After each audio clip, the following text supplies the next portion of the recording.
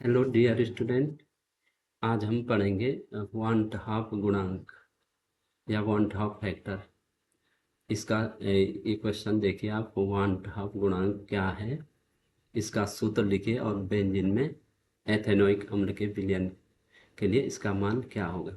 सबसे पहले आपने देखना है वांट हाफ जो गुणांक है, वांट हाफ फैक्टर, इसको हम आई से डिनोट करते हैं। आई से इसको डिनोट करते हैं। यह वह गुणांक है जो बताता है कि कोई विलेय विलयन में घुलने पर कितने कणों में विभाजित या संगठित होता है। आप जानते हैं कि जो विलेय होते हैं, एक होते हैं इलेक्ट्रोलाइट जो विद्युत अपघट्य जो विलयन में जो विलेय आयनों में टूट जाते हैं कुछ, और कुछ नहीं टूटते हैं, और कुछ क्या होते हैं वो संगठित हो जाते हैं। ठीक है ना। यदि विलेय आयनीकृत होता है तो कणों की संख्या बढ़ती है। जैसे यहाँ पे हम देखेंगे, जैसे एग्जाम्पल है कि जैसे आपने NaCl, अभी एग्जाम्पल आएगा, तो ये क्या हो जाता है, ये आयनीकृत हो जाता है। ठीक है, ये आयनीकृत हो जाता है, ये आयनों में टूट जाता है Na+ और Cl-। ठीक है। तो यहाँ पे हमने इसका सपोज एक कण डाला था, लेकिन हमें मिले क्या, दो। एक Na+ मिला, एक Cl- मिला, तो यहाँ पे दो। तो ये क्या हुआ, ये आयनीकृत हो गया। तो यहाँ आई का मान क्या हो जाता है, यहाँ आई का मान जो हो जाता है वो एक से ज़्यादा हो जाता है। ठीक है ना। आई का मान यहाँ पे एक से ज़्यादा हो जाता है। आज यदि विलेय संगठित डाइमर हो जाता है तो कणों की संख्या क्या होती है, घट जाती है। और जैसे आप देखें यहीं पे आपके जो क्वेश्चन में दे रखा है कि एथेनोइक अम्ल, एथेनोइक जो अम्ल है, तो एथेनोइक अम्ल को जब हम विलयन में डाल रहे हैं तो ये क्या हो रहा है, ये कणों में नहीं टूट रहा है, ये क्या हो रहा है, ये संगठित हो रहा है। ठीक है ना। तो यहाँ पे आई का मान क्या हो रहा है, यहाँ आई का मान एक से कम हो रहा है। तो कई प्रकार के जो हमारे विलेय होते हैं, कोई आयनीकृत होते हैं, कोई नहीं होती हैं। यदि न तो आयनीकृत होता है और न संगठन होता है उसका, तो तब वहाँ पे आई का मान क्या रहता है, वहाँ पे आई का मान 1 रहता है। समझ रहे ना। जैसे आप यूरिया मिलाते हैं, जनरली आप क्वेश्चन में देख रहे हैं कि यूरिया को मिलाया या ग्लूकोज को मिलाते हैं। ठीक है ना। तो ग्लूकोज ग्लूकोज को जब हम विलेय के रूप में, किसी विलयन में विलेय के रूप में जब ग्लूकोज होता है तो यूरिया होता है, तो वो न आयनीकृत होता है और न ही संगठित होता है। तो वहाँ पे आई का मान क्या रहता है, 1 रहता है। ठीक है ना। तो ये हमारा वॉन ऑफ फैक्टर है, वॉन ऑफ गुणांक। यह वह गुणांक है जो बताता है कि कोई विलेय विलयन में घुलने पर कितने कणों में विभाजित या संगठित होता है। तो इससे हमें ये पता लगता है। और जो वॉन ऑफ गुणांक का सूत्र होता है, विलेय के वास्तविक कणों की जो संख्या है और आदर्श कणों की संख्या। एक तो हमारे क्या होते हैं, जो हम जो कण हमें मिलते हैं ऑब्जर्व्ड होते हैं, और एक होते हैं कैलकुलेटेड होते हैं। ठीक है ना। तो आई का मान क्या होता है, बिलियन में वास्तविक कणों की संख्या। जैसे हमने NaCl का यहाँ पे उदाहरण दिया था, NaCl का, तो NaCl तो हमने जो हमारा अपेक्षित कणों की संख्या वो एक थी, लेकिन जब ये आयनों में टूट गया तो Na+ और Cl-, तो यहाँ पे हमें ऑब्जर्व कितने हुए, दो। यहाँ पे दो हमें ऑब्जर्व हुए। तो आई बराबर वही होता है बिलियन के वास्तविक कणों की संख्या बटे आदर्श रूप से अपेक्षित कणों की संख्या। ठीक है। वास्तव में हमें दो मिले हैं यहाँ पे, और हमें जो आदर्श रूप में हमने यहाँ पे एक ही कण डाला था इसका, NaCl का। ठीक है ना। तो प्रायोगिक रूप में किए जाने वाले अन्य रूप जैसे परासरण दाब है, परासरण दाब, ऑस्मोटिक जो प्रेशर है, परासरण दाब। ठीक है। तो परासरण दाब हमारा जो आई बराबर क्या हो जाता है, पाई ऑब्जर्व बटे पाई कैलकुलेटेड। समझ रहे हैं। तो ये हमारे कॉलिगेटिव जो भी प्रॉपर्टीज हैं, तो कॉलिगेटिव प्रॉपर्टीज ये सब पे लागू होता है। जहाँ पे क्या होता है, जहाँ पे हमारा विलेय जो है न तो वो आयनीकृत होता है और न ही संगठित होता है, तो वहाँ पे तो हमारा वैल्यू वही रहती है, एक रहती है। लेकिन जहाँ पे ऐसी कंडीशन आती है, तो यहाँ पे ये हमारा है एलिवेशन ऑफ बॉइलिंग पॉइंट, क्वथनांक का उन्नयन जो है ना, एलिवेशन ऑफ बॉइलिंग पॉइंट, जो क्वथनांक का उन्नयन है। तो क्वथनांक के उन्नयन में भी आई बराबर क्या हो जाता है, डेल्टा टी बी ऑब्जर्व बटे delta T be calculated. Delta means जो चेंज हो रहा है, क्वथनांक में जो अ, उन्नयन हो रहा है, कितना हो रहा है डेल्टा में जो परिवर्तन हो रहा है, ठीक है ना। ऐसे हिमांक में अवनमन जो है ना, अवनमन जो डिप्रेशन हो रहा है कि कितना जो फ्रीजिंग पॉइंट हमारा कितना डाउन हो रहा है, डिप्रेशन कितना हो रहा है, तो वहाँ पे आई की वैल्यू क्या हो जाएगी, डेल्टा टी एफ ऑब्जर्व बटे डेल्टा टी एफ कैलकुलेटेड। समझ रहे, इस बात को समझ आ रही सभी को, ठीक है ना। अब देखो क्वेश्चन में है कि बेंजीन एथेनोइक अम्ल का वैन हॉफ गुणांक।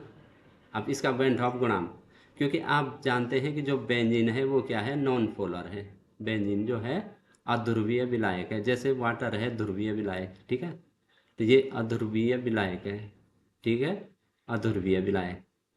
तो ये क्या करेगा, ये एथेनोइक अम्ल के साथ हाइड्रोजन बंध तो बनाएगा नहीं।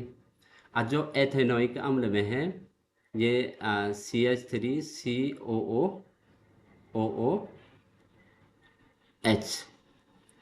समझ रहे। तो इसके जो दो मॉलिक्यूल होंगे ये आपस में क्या बना देंगे, डाइमर बना देंगे। अगर ये अध्रुवीय विलायक बेंजीन में डाला है ना, तो बेंजीन इसके साथ हाइड्रोजन बॉन्ड बनाएगा नहीं, तो ये टूटेगा नहीं। तो टूटेगा नहीं तो मतलब ये आपस में क्या जुड़ रहे हैं, ये देखो ट्वाइस CH3COH जब हमने इसको वाटर में डाला तो ये दोनों आपस में जुड़ गए, तो इन्होंने क्या बनाया, डाइमर बना दिया, डाइमर, ये आपस में जुड़ गए। तो यहाँ पे जो आई की वैल्यू क्या हो जाएगी, एक से कम हो जाएगी। ये वन ढाव गुणांक का मान एक से कम हो जाएगा, क्योंकि दो दो मॉलिक्यूल हमने डाले थे इसके, इसका दो का एक हो गया, ये आपस में हाइड्रोजन बॉन्ड से ये आपस में जुड़ गए, ये हाइड्रोजन बॉन्ड से जुड़ गए, ठीक है ना। और बेंजीन आपका जो नॉन पोलर सॉल्वेंट है, तो वो हाइड्रोजन बॉन्ड इसके साथ बनाएगा नहीं, तो हाइड्रोजन बॉन्ड बनता तो ये टूट के आ, और बन सकते थे इसके मॉलिक्यूल। लेकिन यहाँ पे आई का मान क्या हो जाएगा, एक से कम हो जाएगा। तो डाइमर बनने की स्थिति में क्या होगा, यदि पूरा डाइमरीकरण हो जाए, दो मॉलिक्यूल का एक पार्टिकल बन जाए, दो मॉलिक्यूल थे, इन दो मॉलिक्यूल का हमने ये दो मॉलिक्यूल डाले और इसका एक पार्टिकल बन गया, ये एक पार्टिकल बन गया। तो हमने तो क्या सोचा था कि दो डाल रहे हैं तो दो होंगे या दो से ज़्यादा होंगे, लेकिन यहाँ पे तो ये एक पार्टिकल बन गया, इसलिए आई का मान क्या हो जाएगा, 1/2, ठीक है ना। तो हमने दो पार्टिकल डाले, माने जो हमारा ये थ्योरेटिकल वैल्यू है ये दो, और ये प्रैक्टिकल वैल्यू है 1, तो 1/2 हो जाएगा, तो ये क्या हो जाएगा 0.5। तो 1 से कम हो रहा कि नहीं, आई की वैल्यू एक से कम हो रही है ना, ठीक है ना। अब वास्तविक प्रयोगों में क्या होता है कि बेंजीन में एथेनोइक अम्ल के लिए आई का मान जो होता है, आई बराबर लगभग होता है, लगभग ये देखो अप्रॉक्सीमेट कितना होता है, 0.5 से 0.6 तक, ठीक है। सांद्रता और तापमान पर निर्भर जो है वेन हॉफ गुणांक कणों की वास्तविक संख्या, जो कॉलिगेटिव प्रॉपर्टीज है वो कणों की संख्या पे डिपेंड करती है, विलेय के कणों की संख्या पे डिपेंड करती है, न कि विलेय की कणों के नेचर पे डिपेंड करता, पार्टिकल के नेचर पे डिपेंड नहीं करता है, बल्कि किस पे डिपेंड करता है, उसकी संख्या पे डिपेंड करता है। ये अपेक्षित संख्या, इसका उपयोग कॉलिगेटिव जो प्रॉपर्टीज हैं उन संख्या गुणधर्म, कॉलिगेटिव प्रॉपर्टी जानते हैं ना, उन संख्या गुणधर्म। तो ये बेंजीन में एथेनोइक अम्ल डाइमर बनाता है, तो इसकी वन ड्रॉप गुणांक क्या होता है, एक से कम हो जाता है, लगभग 0.5, ठीक है। तो ये देखो जब स्थिति क्या होती है वन ड्रॉप गुणांक में, जब आयनीकरण होता है, आयोनाइजेशन होता है, जैसे Na और ये Na+ और Cl- में टूट जाता है, तो यहाँ कणों का परिवर्तन, ये कण बढ़ते हैं, तो आई का मान एक से ज़्यादा हो जाता है, ठीक है। अगर कोई परिवर्तन नहीं हो रहा, जैसे हमने ग्लूकोज यूरिया वगैरह डाला, तो समान रहता, कणों की संख्या समान रहती, तो आई का मान आई बराबर 1 हो जाता है। इस समय आई बराबर क्या हो जाता है 1, इस समय आई बराबर क्या हो जाता है, आई आई कहते हैं वन ड्रॉप गुणांक को, ठीक है ना। तो ये हो जाता है एक से ज़्यादा हो जाता है, ठीक है ना, ये एक से ज़्यादा यहाँ पे हो जाता है,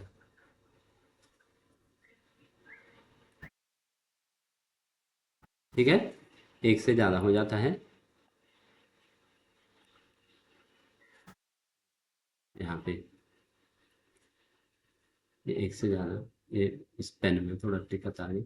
अब यहाँ पे देखिए, जब संगठन होता, जब एसोसिएशन होता, जैसे CH3COH जो बेंजीन में क्या होता है, तो यहाँ पे कणों की संख्या घटती है तो आई का मान 1 से कम हो जाता है। आई का मान 1 से कम हो जाता है यहाँ पे। ठीक है। बेंजीन में जो एथेनोइक अम्ल डाइमर बनाता है। ठीक है। अब यहाँ पे ये देखो, आपको MCQ क्वेश्चन भी दे रखे हैं। वेंट हॉफ गुणांक का मान किस स्थिति में 1 से कम होता है? कब होगा? जब जब क्या होगा? जब संगठन होगा, जब क्या होंगे, ये कण आपस में जुड़ जाएंगे, जैसे हमने एथेनोइक अम्ल। और दूसरा क्वेश्चन आपके पास है, बेंजीन में एथेनोइक अम्ल का आई लगभग कितना होता है? लगभग बोला ना, तो 0.5 बोला, तो भाई 2 कणों का 1 कण हो जाता है तो 1/2, तो यहाँ पे हो जाएगा 0.5। वेंट हॉफ गुणांक किसका अनुपात है? अब बताइए। ये अनुपात है वास्तविक कण और अपेक्षित कण। ठीक है ना। वास्तविक में आपने कितनी अपेक्षा की थी और वास्तविक कण कितने निकले, इनका अनुपात जो होता है वो वेंट हॉफ गुणांक कहलाता है। ठीक है। यदि कोई विलेय 100% डाइमर बनाता है तो आई का मान क्या होगा? तो आप जानते हैं आई का मान 100% डाइमर बना रहा, जैसे एथेनोइक अम्ल ने बनाया, तो यहाँ पे 0.5 आपका हो जाएगा। ठीक है ना। अब यहाँ पे देखिए, वेंट हॉफ गुणांक क्या दर्शाता है? वेंट हॉफ गुणांक दर्शाता है बिलियन में कणों की संख्या में वास्तविक परिवर्तन कितना हुआ है। ठीक है ना। दूसरा क्वेश्चन है, बेंजीन में एथेनोइक अम्ल कैसा व्यवहार करता है? तो डाइमर। ये आपके ऑब्जेक्टिव टाइप के ऐसे क्वेश्चन पूछे जा सकते हैं। ये डाइमर बनाता है यहाँ पे। ठीक है। और डाइमरीकरण होने पर आई का मान, अब बताइए, डाइमरीकरण होगा तो आई का मान बढ़ेगा या घटेगा? तो 1 से कम हो जाएगा तो 0.5 हो जाएगा। ठीक है ना। ठीक है। 2 का 1 हो रहा, डाइमरीकरण वो हो रहा ना। और आई बराबर 1 किसके लिए होगा? जैसे यूरिया हो गया, ग्लूकोज होगा, न आयनीकरण हो रहा, न संगठन हो रहा, कणों की संख्या वही रहती है। ठीक है। तो ये हमारा यहाँ पे 1/2 गुणांक क्या हुआ, इसके बारे में आपने पढ़ा।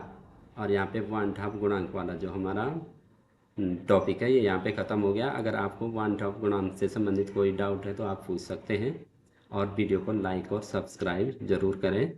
Thank you.